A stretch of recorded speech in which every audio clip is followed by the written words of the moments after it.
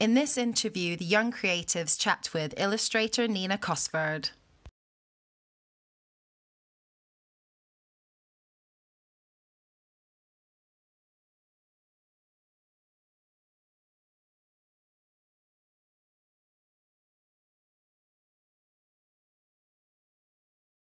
Tell us 3 things about yourself that if we really knew you, if we were like your friends, we would know. I really like this question because it actually gives us the chance to talk about stuff that isn't visible online. And I think that's a really good question to ask, especially with the way I put my work out. It's, you know, it is on social media. That's my main platform. So it's good to be asked about something about just me. Yeah. So I guess 3 things that you wouldn't necessarily know if you if you just followed me online and saw that side of me. There's nothing shocking really that I would discuss here anyway.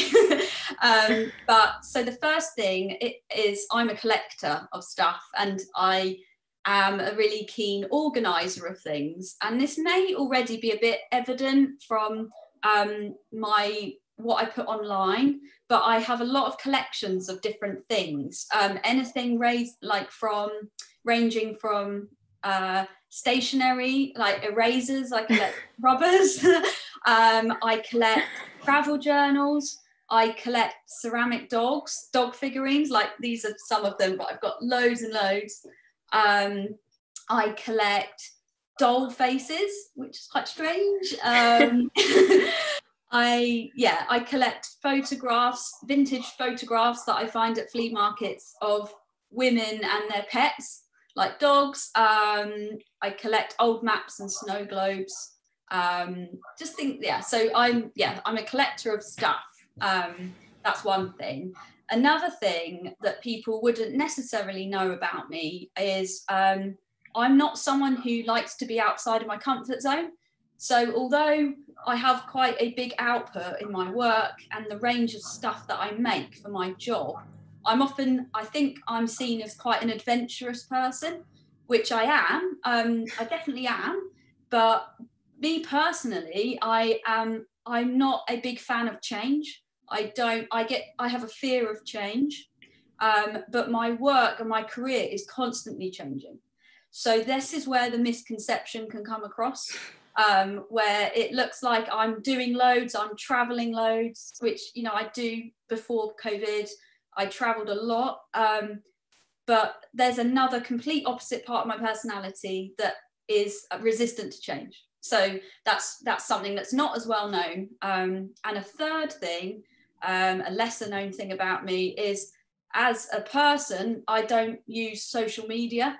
I don't really enjoy social media on a personal level. I only use it in a professional capacity. So I don't have a personal Instagram account. I don't share photos of my friends and family. I don't often talk about things from my private life, which is already evident, I think, from my work and what I put online. But the fact is, if it wasn't for my work and my job, I don't know if I would even have social media, or I don't use Facebook or things like this. So it's like separating the Nina Cosford, my work side, and Nina the person. So they're actually very, very different things, even though my business has my name on it. So I'd say, that's probably the third thing that is, I'm very different personally to how I might, how I put stuff out professionally, I guess. Yeah, I think 100%, like a lot of the time with artists and creative people, they're not often like separated and they're thought of as that's all they are, but there's a lot more like behind what everyone sees. So it's really interesting to like hear about you, and I feel like that's important as well because it makes you seem more like human, if you know what I mean. Yeah. And it's really important, I think, to set those boundaries, especially when you are a freelancer and you work individually.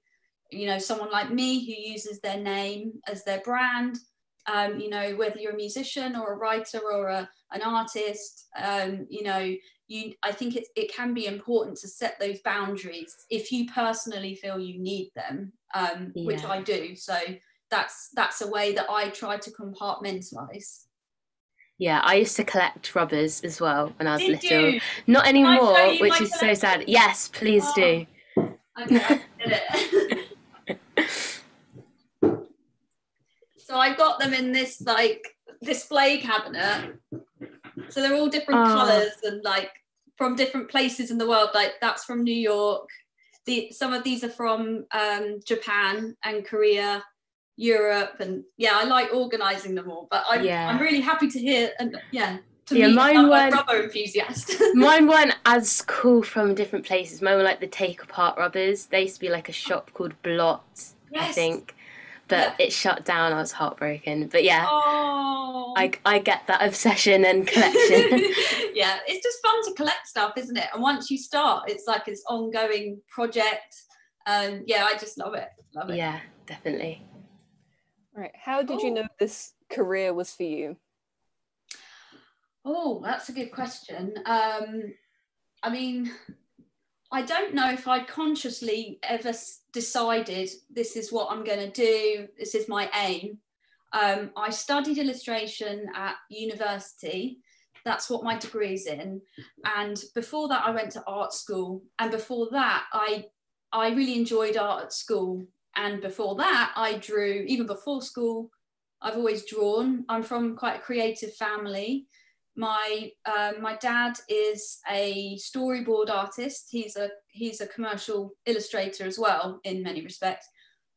So I've grown up with the art industry quite nearby, and it's never seemed too much of a daunting thing. So I guess I wasn't directly encouraged by my family to pursue a career in it, but at the same time they very much supported that decision, and they've always left me to it, and it's been amazing growing up, sort of having that trust, really, I think, and I think having that that sort of helped build my confidence, I think, not having it over questioned, pursuing a career in art. And obviously that's a very big privilege to have when you don't have to overly justify your choices. And yeah, so it was very experimental to begin with. I didn't know what I was doing, like, starting anything. Coming out of university, I graduated, and then luckily had some work.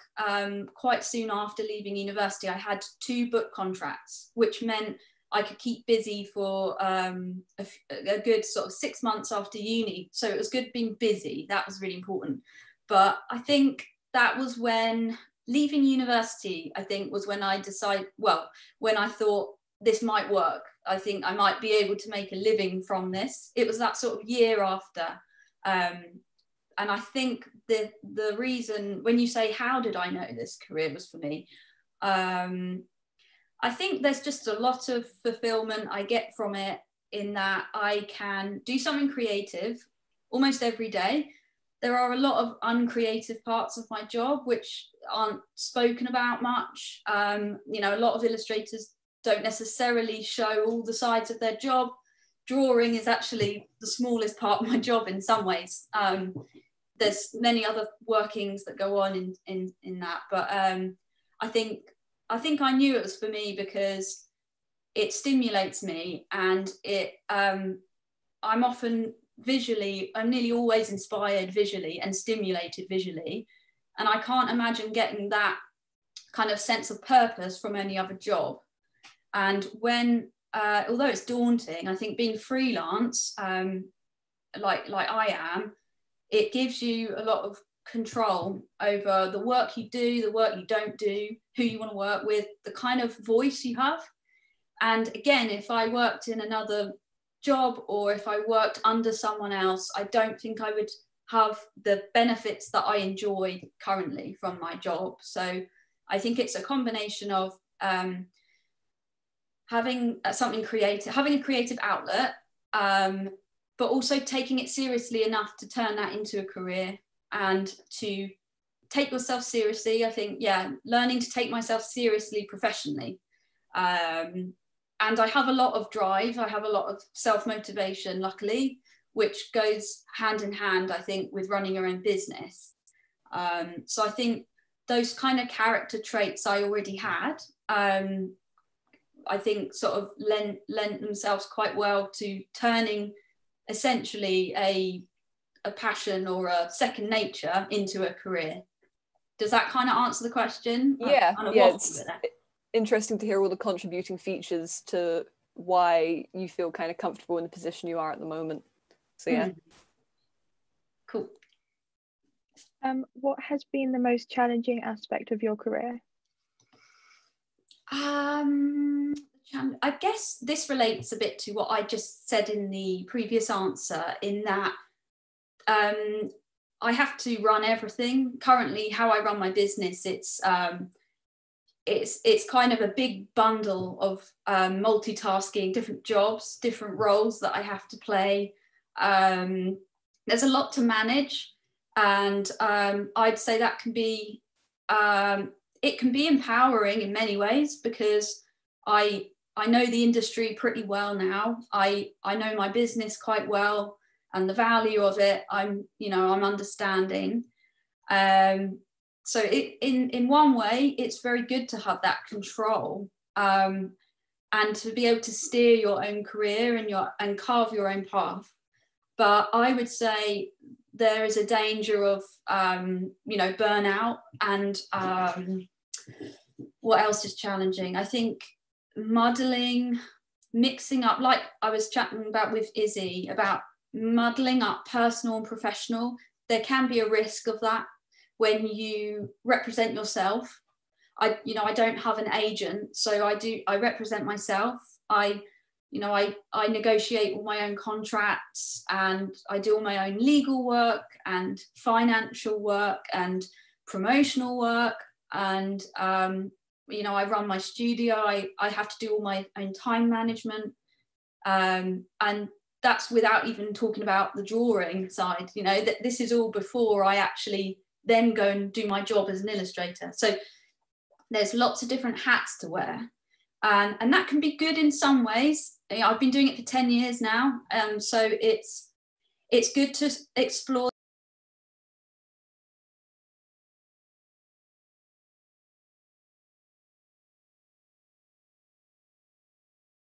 I'd say the pressure is a big challenge sometimes. I also respond quite well to pressure sometimes, so it can be like quite motivating as well. But I think the trying to stay on top of everything, and trying not to merge your personal and professional too much because there's only one of you. I'd say that for me has been one of the most challenging aspects. Yeah. That's it's interesting to hear how you manage everything yourself, and I feel like although it's difficult, it's probably very rewarding, because you can be who you want to be completely, and honestly as well. I just feel like that's really cool. Oh, thanks. To contrasting question to the last one, what's been the highlight of your career?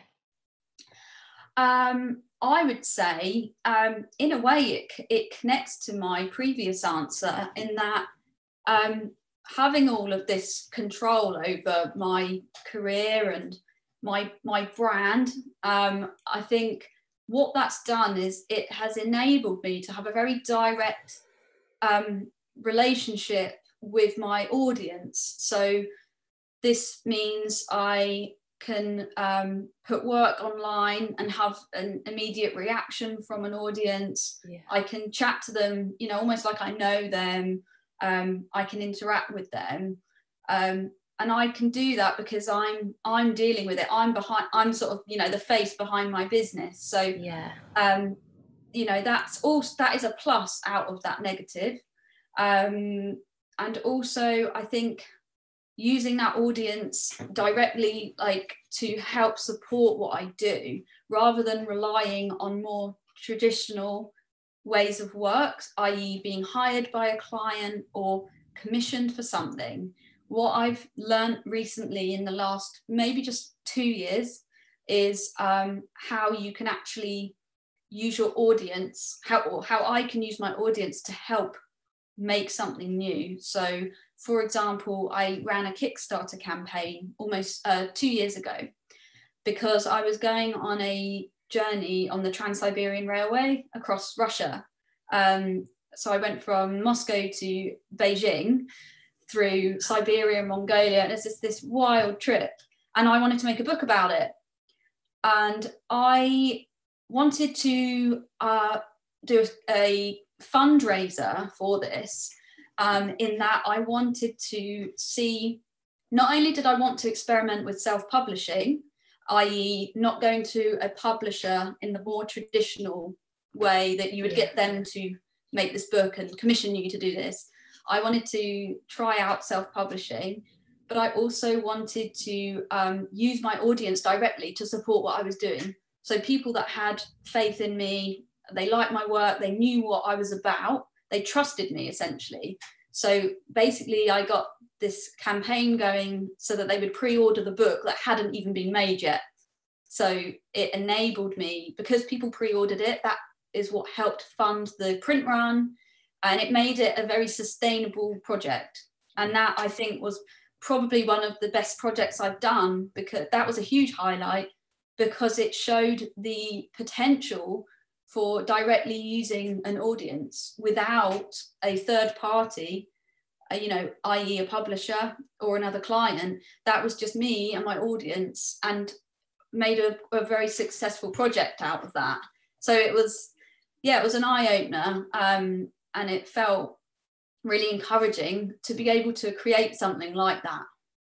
Yeah, 100%. I think like using the insight of your audience and like putting that together with like your work, and then like creating that kind of bond between you and your audience is something like unique as well. Like there's not many people who do that, and I think it probably shows in like your work and the people that like your work and support you. I think like, yeah, it's really unique and cool, and I think a lot more people should maybe take your idea, not your idea, but take that kind of initiative to like use the people that are supporting you to help you to then make them happy. I think you're 100% right. I totally agree with that. And you are, I think that a lot of people, not just other illustrators, but a lot of other creatives or people that make stuff, I think there is more support than they may initially think.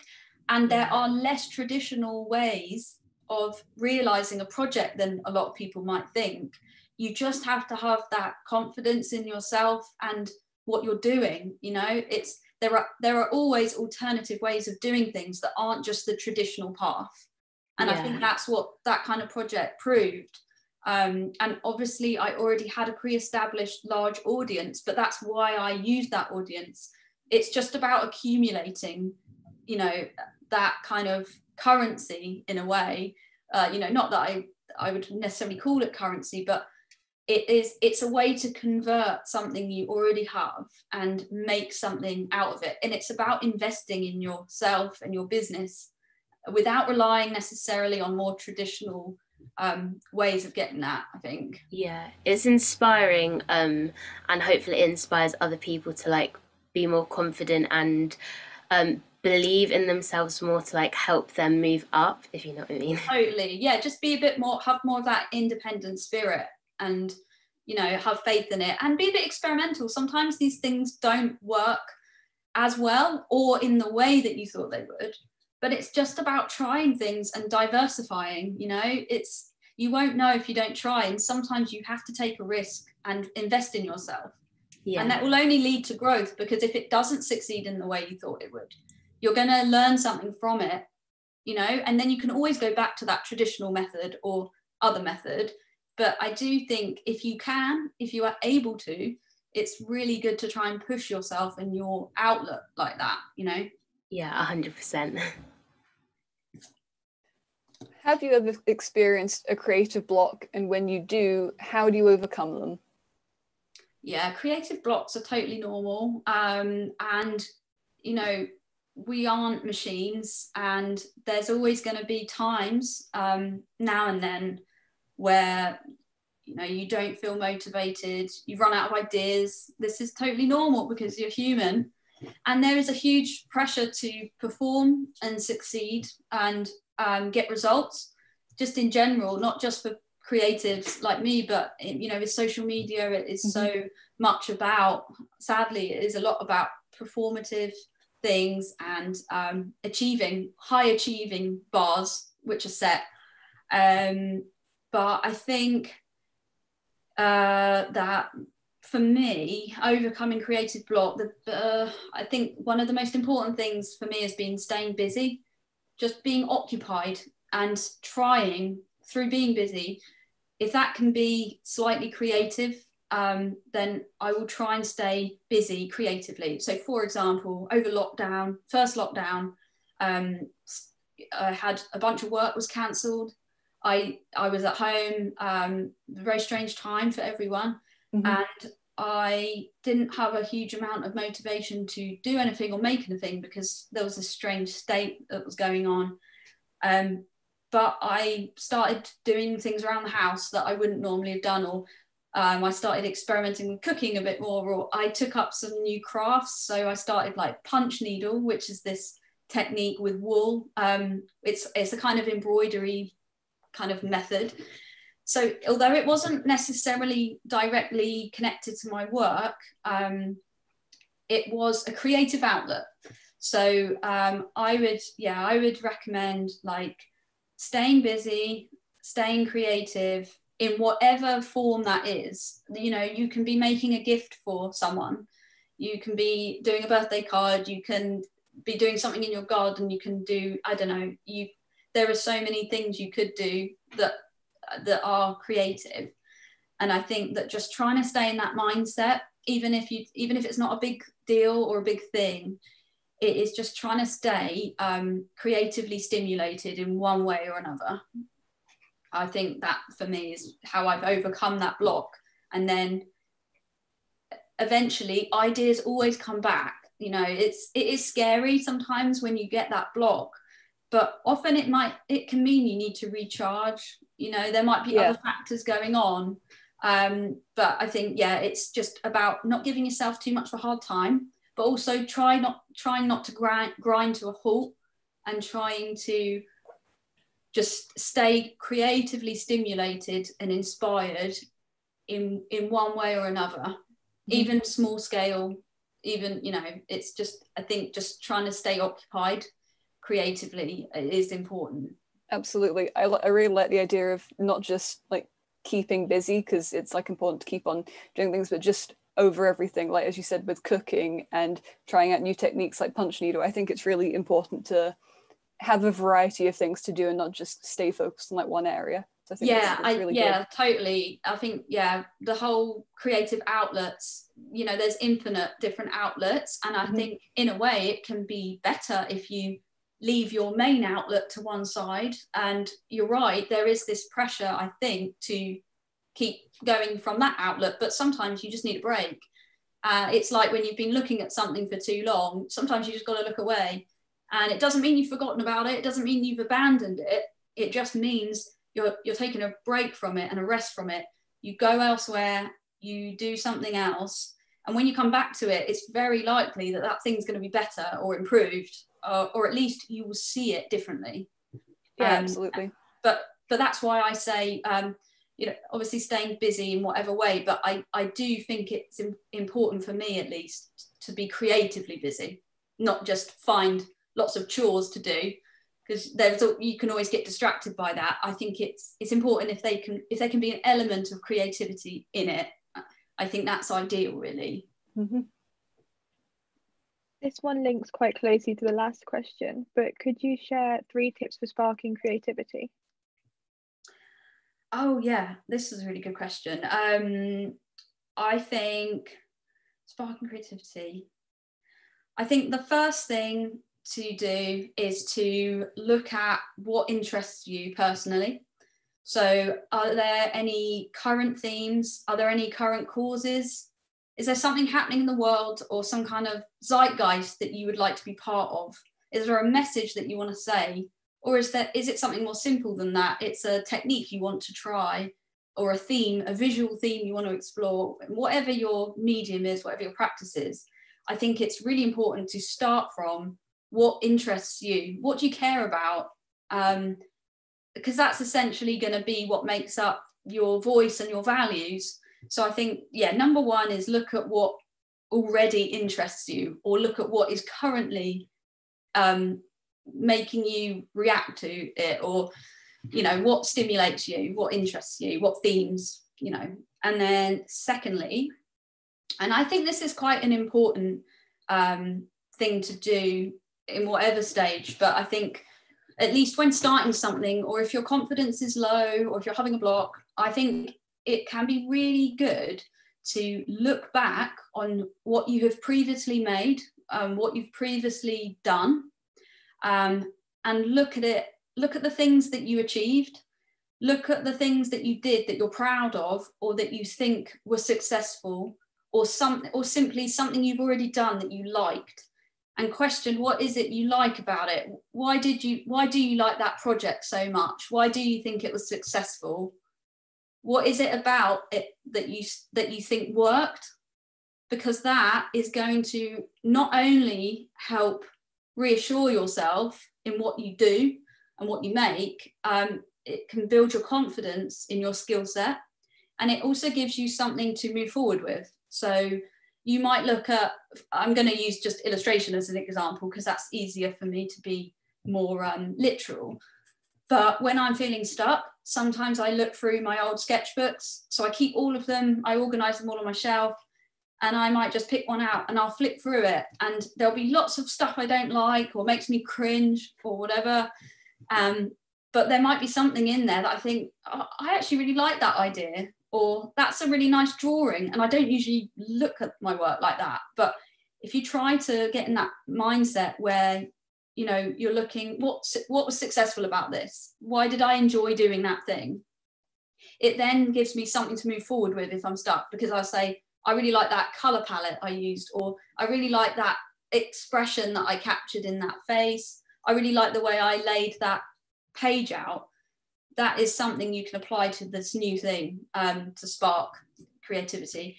And the third thing I would say is find your niche. So try to find a stance that is unique, and try and find an outlet, a way of getting across this message, or whatever it is you're trying to output, and look at what makes it unique to you. Why are you saying this thing, or doing this thing, or making this thing? What makes it only yours? What makes it something only you can do? And how is it different to what other people are doing, what your other peers are doing? That is essentially going to be your, you know, they call it USP, unique selling point. But, you know, I think it's important to question that when you're making stuff. What is it that makes it yours? You know, it's very easy to be influenced by other people and inspired by them, but ultimately it's about who we are as individuals and what we're making. So yeah, I'd say those three things, looking at what interests you, what excites you, what stimulates you, what do you care about? And secondly is, what have you done already that you can build upon? And thirdly, how are you going to apply it? So, you know, what is your niche? What is your speciality? And how can you carve your own way of doing that thing that no one else has done in quite the same way? Yeah, definitely. Going back to what you said earlier about like creative blocks, Richard said like the same kind of thing about like everyone has them. I write music, and it's something that only like now am I realizing that everyone else goes through, and it's really reassuring to like know that it is normal and that I'll like get out of any blocks that I do have. You can't be creating 100% of the time. You know, it's just impossible. You definitely, it's totally natural to have times where you don't feel creative, or you don't have to be outputting. It's actually more important to not be doing that all the time, I think, because it's not always sustainable. You know, it is important to have those breaks, and it is totally natural. Yeah, there's definitely a lot of pressure to like carry on whatever, but I feel like speaking to you and Richard and hearing like how you two have overcome it is really helpful, and I'm sure it will help other people that see this as well. Okay. Have you got any other projects that you're like working on or that are in the pipelines that you could tell us about? Yeah, I recently, since the start of this year, I decided that I wanted to get more videos up on my YouTube channel, which I haven't used properly in years. And this is something that I started last year. So since the pandemic started last spring, I started doing these sketchbook tours, I called them, on Instagram stories. So each Saturday, it was every Saturday, I would share an old sketchbook, and I would flick through it and sort of narrate it, talk about it, chat about what it was, you know, give it some context. And I did that every week for the whole of last year. And I started this year thinking, okay, how can I build on that? Or it wasn't something I wanted to just keep doing on Instagram because it's quite throwaway, which I did really like doing, especially during such a weird year. It was really nice to have a routine where I did it every week. And I think other people appreciated that regularity and that sort of more personal connection where I'd never really done videos with my voice over them before. It's not really something I would have done normally.